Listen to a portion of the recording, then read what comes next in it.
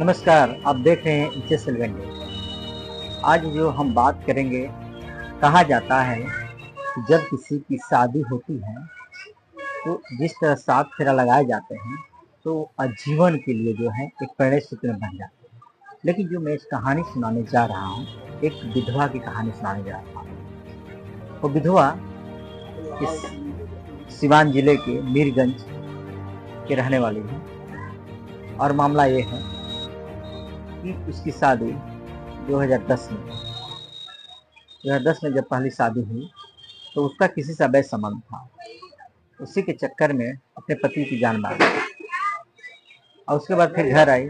फिर माँ बाप ने किसी तरह गरीबी हालत देखकर वो दोबारा शादी किए गोरखपुर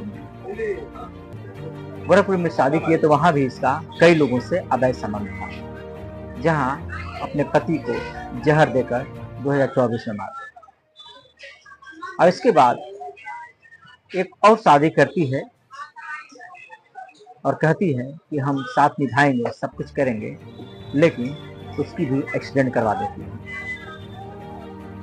यही नहीं थमा, एक्सीडेंट करवाने के बाद एक और अपने रिश्तेदार से अवैध संबंध स्थापित करती है, जिसका नाम है संजय शर्मा। बताया जाता है कि उन्होंने कहा कि अगर मेरे साथ अवैध संबंध अपनाओगी तो मैं तुम्हारा जमीन का हक जो भी हिस्सेदारी है उसको दिलवा दूंगा। सवाल यह खड़ा होता है कि वो किस तरह की महिला है कि 2 लोगों को जिंदा चबा गई और 1 लोगों का एक्सीडेंट करा दी और फिर पुनः जहर खाने के लिए मजबूर कर देती है और फिर चौथी जो है एक अवैध संबंध स्थापित करती है, जबकि उसके 2 बच्चे हैं। और सबसे अहम सवाल यह है कि जिससे अवैध संबंध स्थापित कर रही है वो 4 बच्चों का पिता है, जिसमें 2 बेटियों की शादी इसी नेक्स्ट मंथ में करना है, यानी 22 मई को होना है। अब बताइए, वैसे से अवैध संबंध रख रही है और अवैध संबंध के चक्कर में अपने ससुर और भतीजा को छोड़ के कहीं और रहती है। कभी होटल अटेंड करती है तो कभी घर में ही सेक्स अपनाती है तो कभी रेस्टोरेंट में जाके पिज्जा खाती है। यही कारण है कि ऐसे महिलाओं पर लोगों का भरोसा उठते जा रहा है। इसे हम क्या कहेंगे, हवस के पुजारी कहेंगे या हम इसे प्रेम कहेंगे?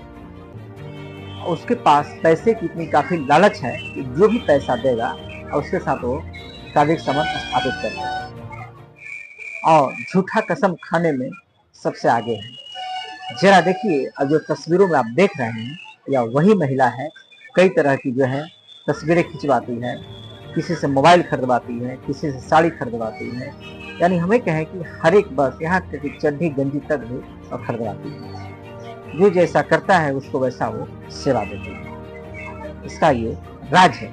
इस खबर को तो हम दिखाएंगे ही, लेकिन इस महिला का भी प्रतिक्रिया जानेंगे।